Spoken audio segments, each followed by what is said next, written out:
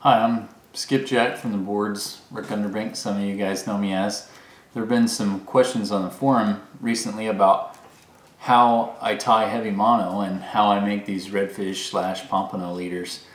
And I have some 100-pound suffix, just stuff that I put on my shark rods and reels, and basically I'm going to start off with like a 6-foot piece. I'm 6 foot tall, so just gonna clip it off here. So I'm not sure what this knot is called. I've heard it called the commercial knot, but this is just a Berkeley coast lock, like 175 pound, and I'm going to show you the knot that I use to attach it with. And so basically you go through just like any other knot. You're going to hold it on in your hand like this, but you want to pull a piece out that's 6 to 8 inches long. Then just take it and wrap it around your finger. 1, 2, 3, and you have it like that. And I went over and around the entire line and everything. Then you can just slide these loops right off and then hold it. And so you have 3 loops. Each loop is going around this piece, and then you just take the tag in and put it back through, and then pull them tight just like that, wet it down, slide her in place. And that's what I use to tie for the main line, and then I just clip that off right there. So, and that knot is actually really strong. I've tested it many times, and it actually holds pretty well.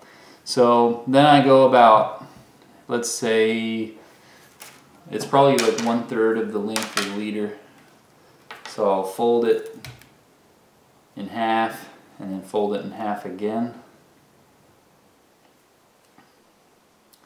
And then that's where I'm going to tie my first figure 8 knot. Not an overhand knot, it's actually a figure 8, and so when you're pulling it together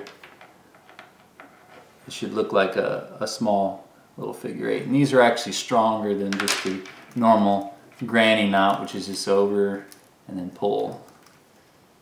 Okay, so I have the swivel and then the first figure 8 knot, which is on the leader there. Then I put 2 small beads, which I've got over here. So I've got 1 bead goes on first,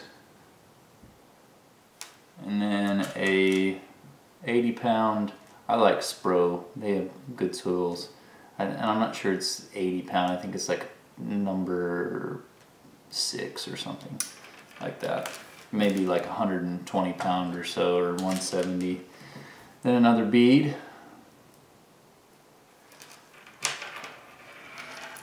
and that'll rest right up there against that figure 8 knot. And somebody was on the forum talking about how I get these things to be so close, and with the heavy mono I can understand it's actually kind of difficult to get it right up on the, so I'm going to do a little demonstration on how I do mine. But anyways, I get it down to this point, do the figure 8 just like normal. But what I'll do is I'll put my finger and I'll put a bend right here next to the bead, and just leave a little bit of spacing there. So just a tiny little bend, and that will help position the knot right where you want it. And so then you just keep pulling it down.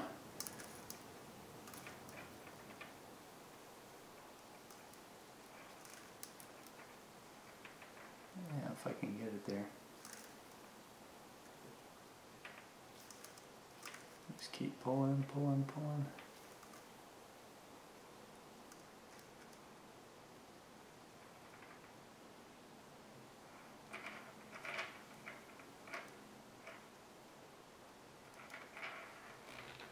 Okay, and then I have 2 knots that are 2 figure 8s that are, right up on top of each other. So And that's how, I mean, yeah, there's a little bit of space in there, probably 1/8 of an inch, but basically you just want that swivel to spin around, you know, cause less tangles, etc. So.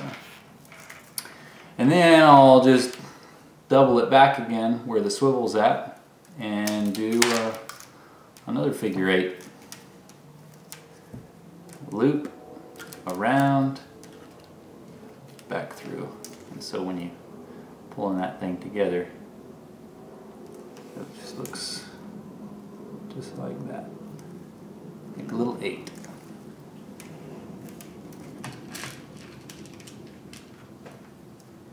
Another bead,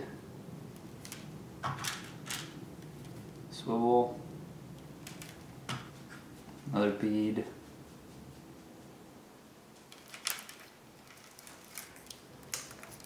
and we've got that far now, and then we just tie another figure 8, and it's over and then back through, just like that. And again, I'll make a bend right up next to the bead in the mono because it's real heavy and it keeps that memory. So you just make the bend in it, and it'll try and tie right up on that bend. So just that small bend helps. And then pull it down.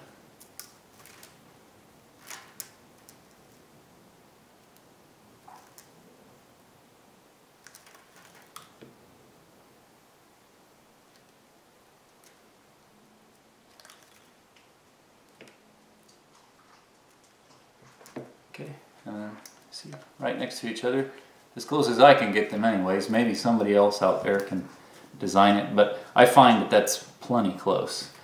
And then we come down to the end of the mono, and actually let me just give it a little test, and I don't need it to be that long, so we'll go here, and I just take another swivel. I usually get a little bit bigger one for here, maybe not this size per se,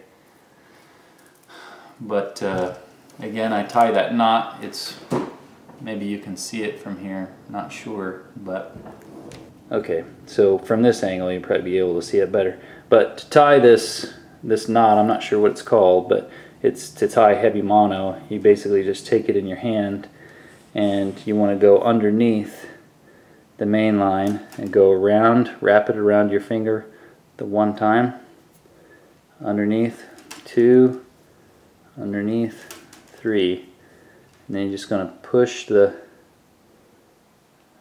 off your finger, each circle, go back through the loops, and you're just going to pull everything at the same time, and then wet it and slide it in place. And that's the knot I use to tie that real heavy mono, and actually is a really fine knot. I like it a lot.